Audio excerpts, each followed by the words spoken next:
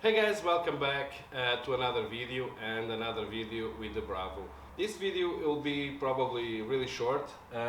It's just to show you how to replace a bulb in the fog light. As you can see in the video, the passenger side it's working, but the driver side it's not working. So I will remove it, and of course I will take this chance to show you how to do it. This is not a difficult job, but it's a kind of tricky because it has two screws under here and you need to remove the support.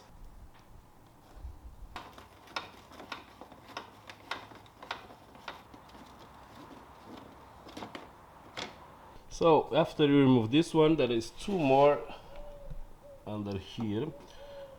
Okay, let's remove these two and then the fog light will come out.